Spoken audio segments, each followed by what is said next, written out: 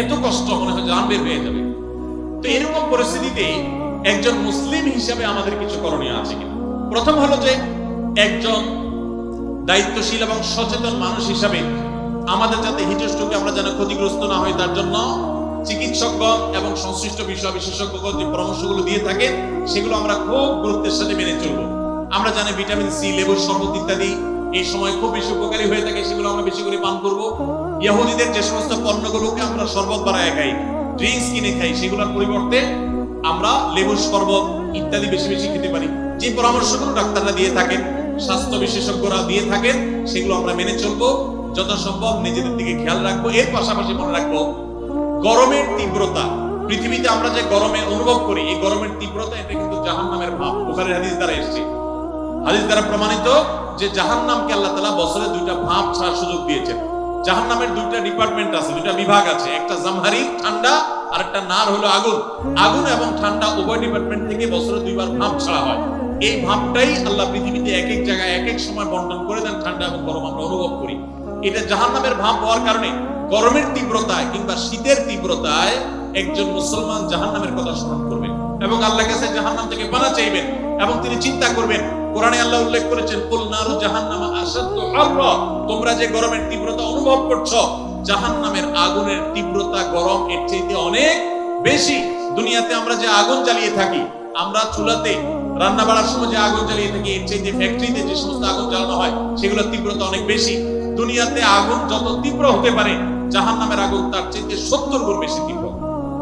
ভাইরা আমার, তো এই জন্য এই গরমের তীব্রতা আল্লাহর কাছে জাহান্নাম থেকে পানা চাইবো। অনেকে গরম তীব্র হলে গালিগালাজ শুরু করেন, বিদ্যুৎ গেলে বিদ্যুৎ কর্তৃপক্ষের 14 গোষ্ঠী ধরে গালিগালাজ করেন, গরমের মা বাপ তুলে অনেকে গালিগালাজ করে, আছে না নেই? আর কিছু না হোক, একটা নরমাল গালি দেয় বউয়ের ভাইয়ের কথা বলে যে অমুকের গরম, বলে কি বলে না? তো এই ধরনের যে কথা বলা হয়, এগুলো অনেকে আমাদের নিজের অজান্তে বলি, যে গরমে সহ্য করতে না পারে গরমের মা বাপ তুলে গালিগালাজ করে দিলাম। তো এটাতে কি গরম কমবে? আরো গরম বাড়বে। কোন গরম বাড়বে? মাথা গরম হবে, মেজাজ গরম হবে, আরো গরম বাড়বে, লাভ হবে না। তিরমিজির একটা হাদিস আছে, যে জিনিসটাকে গালি দেওয়া যায় না, অভিশাপ দেওয়া যায় না, ওইটাকে যদি কেউ অভিশাপ দেয় তাহলে সে অভিশাপ তার উপরে এসে পড়তা। এজন্য ধৈর্য না হারানো, সবর করা। আল্লাহ তাআলা আমাদেরকে সবর করার তৌফিক দান করুন। সেই সাথে গরমের তীব্রতা কমানোর জন্য প্রত্যেকটা মানুষ প্রচুর পরিমাণে গাছ লাগানোর চেষ্টা করবেন। আপনারা জানেন যে আমাদের দেশে যে পরিমাণ বনাঞ্চল থাকা দরকার, এগুলা নানান সময়ে কলকারখানার নামে, এগুলা নানান সময় নানা নামে নিধন করা হয়। আমরা নিজেরাও প্রয়োজনে অপ্রয়োজনে নিধন করি। ইসলাম সাদকায়ে জারিয়া হিসাবে গাছ লাগাইতে আমাদেরকে উৎসাহিত করেছে। মসজিদ বানানো যেরকম সওয়াবের কাজ, মাদ্রাসা বানানো যেরকম সদকা জারিয়ার কাজ, গাছ লাগানো কিন্তু একটা সদকা জারিয়ার কাজ। আমরা গত বছর আসুন্নাহ ফাউন্ডেশন থেকে 1 লক্ষ গাছ লাগিয়েছি সারা দেশে। আপনাদের নওগাঁ জেলাও লাগানো হয়েছে এবং সারা দেশে আমরা প্রচুর পরিমাণে লেবুর গাছ লাগিয়েছি, আম গাছ, পেয়ারা গাছ ইত্যাদি আমরা লাগিয়েছি। আপনি নিজের জায়গায় হলে তো ভালো, না হলে আরেকজনের জায়গায় নিজের খরচে লাগান। ভাই, গাছটা আপনি ভোগ করেন, আমি লাগাই সব কামাই করলাম। এই গাছ বড় হবে, ছায়া দিবে, এক সময় গরমের তীব্রতা একটু হলেও কমতে সাহায্য করবে। এর মাধ্যমে আপনি আল্লাহর কাছে সওয়াব পেয়ে যাবেন। বিধায় গরমের তীব্রতায় ঈমানদার সে আল্লাহ তাআলার কাছে সবর করবে এবং এই ধরনের সওয়াবের কাজ করবে, জাহান্নাম থেকে পানা চাইবে। এবং বিশেষ করে গরমের দিনে রোজা রাখা একটু কষ্টের, ওই কষ্টের সময় রোজা রাখার আবার সওয়াব আছে। সোমবার শুক্রবার রোজা করে একটু কষ্ট করে রাখবেন। এবং সাধারণত গরমের সময় দিন অনেক বড় হয়, রাত অনেক ছোট হয়। তো এই জন্য এশার পর তাড়াতাড়ি শুয়ে গেলে ফজর নামাজ পড়া সহজ হবে। আল্লাহ তাআলা আমাদের সকলকে গ্রীষ্মকালীন যে আমলগুলো আছে সেগুলো গুরুত্বের সাথে পালন করার তৌফিক দান। মেয়েদের সিজদা আর পুরুষদের সিজদার মধ্যে কোনো পার্থক্য আছে কিনা? দেখুন, ছেলে এবং মেয়েদের সিজদার মধ্যে কোনো পার্থক্য আছে কিনা, উলামায়ে আহনাফ হানাফি মাযহাবের মতে ছেলেরা যেভাবে সিজদা দিবে, মেয়েরা তার চাইতে জড়সড় হয়ে সিজদা দিবে। এটা তাদের শারীরিক অবকাঠামোর কারণে, বিভিন্ন আসার দ্বারা এর সপক্ষে তারা প্রমাণ দিয়ে থাকেন।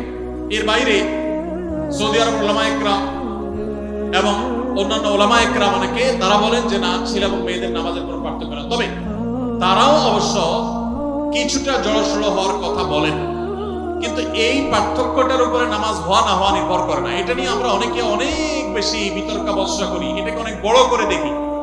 কোন আলেমের মতে, উভয় পক্ষের কোন আলেমের মতেই কিন্তু বিষয়টা এরকম না যে এটার উপরে নামাজ শুদ্ধ হওয়া না হওয়া, বাতিল হওয়া নির্ভর করে, শুদ্ধ হওয়া নির্ভর করে, এরকম বিষয় না। সুন্নাহ কোনটা আর খেলাফে সুন্নাহ কোনটা, এটা নিয়ে মত পার্থক্য আছে। ফরজ ওয়াজিব না বিষয়টা, যে এটাকে কেন্দ্র করে নামাজ হওয়া না হওয়ার ব্যাপার আছে। আপনার বক্তব্যের মাধ্যমে জানতে পারি যে আপনি যে মসজিদে ইমামতি করেন তার পাশের বাড়ির মহিলাটি সারা বাংলাদেশ এবং ইন্ডিয়াতে চিকিৎসা করে ভালো হয়নি, পরবর্তীতে আপনার সাথে যোগাযোগ করে একজন ভালো আলেমের কাছে পাঠান। দেখুন, যাদের জিন জাদু বা ব্ল্যাক ম্যাজিকের সমস্যা আছে, যাদের নরমাল ট্রিটমেন্ট করে কোনোভাবে কোনো রোগ ধরা পড়ে না, ডায়াগনোসিস হয় না, তারা রুকিয়া করবেন। রুকিয়ার জন্য কোনো বিশেষ রাখি হতে হবে কোনো জরুরি না। আল্লাহ তাআলা কাকে কার হাত দিয়ে শেফা দিবেন সেটা আল্লাহ তাআলা ভালো জানেন। সোশ্যাল মিডিয়াতে অনেকগুলো রুকিয়া সাপোর্ট গ্রুপ আছে, এই সমস্ত গ্রুপগুলোতে আপনি একটু বিচরণ করলে আপনি অনেকগুলো পরামর্শ পাবেন যে সেলফ রুকিয়া, নিজে রুকিয়া করতে পারবেন। কোনো মানুষ দিয়েই করাইতে হবে এটা জরুরি না, আপনি নিজে রুকিয়া শুরু করে দেন। এবং এর বাইরে আপনি রাখিও পাবেন। কোনো কোনো ক্ষেত্রে আমাদের অফিসে গেলে অফিসিয়ালি না বললেও আমরা ব্যক্তিগত পর্যায়ে অনেক সময় অনেক রাখিদের নাম্বার অফিস থেকে দেওয়া হয়, আপনার সেখানে সংগ্রহ করতে পারেন। সামর্থ্য থাকলে পুরুষরা 4টি বিয়ে করতে পারে। একজন অসহায় এতিম অবিবাহিতা মেয়েকে বিবাহিত পুরুষ বিয়ে করলে সমাজের মানুষরা দ্বিতীয় স্ত্রীকে ধিক্কার দিয়ে কথা বলে, দেখে শুনে অন্য মেয়ের সংসার নষ্ট করেছে। তাহলে যদি দ্বিতীয় স্ত্রী বিয়ে করার কারণে গুনাহগার হয়, তাহলে কথাটি মহান আল্লাহর বিরুদ্ধে চলে যাওয়া হয় কিনা?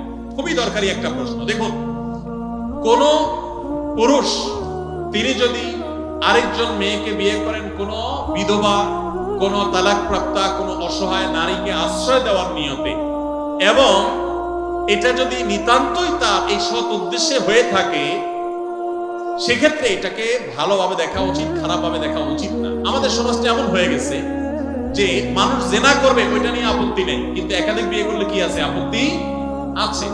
তবে যারা একাধিক বিয়ে করে তাদের মধ্যেও লক্ষ্য রাখতে হবে, ইনসাফ করা যদি না যায় তাহলে একাধিক বিয়ে করা জায়েজ নেই। অনেকে আছে বিয়ে 2টা করেছেন, 3টা করেছেন, যেটা নতুন করেছেন ওই বউ নিয়ে খুব আছেন, আগের গুলার খোঁজ খবরও নাই, বরণ পোষণ দেওয়ার খবর নাই, হক আদায় করার খবর নাই।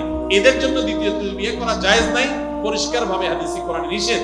অতএব মনে রাখবেন, কোন বিধবা মেয়েকে, তালাকপ্রাপ্তা মেয়েকে, অসহায় মেয়েকে বিয়ে করা এটা জায়েজ আছে, প্রশংসনীয়। তবে আপনি সেই বিয়েটা করার প্রথম স্ত্রীর সাথে আপনি সুবিচার করতে পারবেন কিনা, আবার এই বিয়ে করার পর প্রথম স্ত্রী এবং তার পরিবার তরফ থেকে যে প্রেসার আসবে, আপনি সেই প্রেসারে এটা ঠিক রাখতে পারবেন কিনা, সেগুলো আপনি মাথায় রাখেন। অযথা শুধু আবেগের বশে একজন নারীকে বিয়ে করে বসলেন, এরপরে বাধ্য হয়ে আপনি আবার তাকে তালাক দিতে হলো, তখন আপনি তার উপকার করতে গিয়ে আরো ক্ষতি করলেন। এই বিষয়গুলো অত্যন্ত সেন্সিটিভ।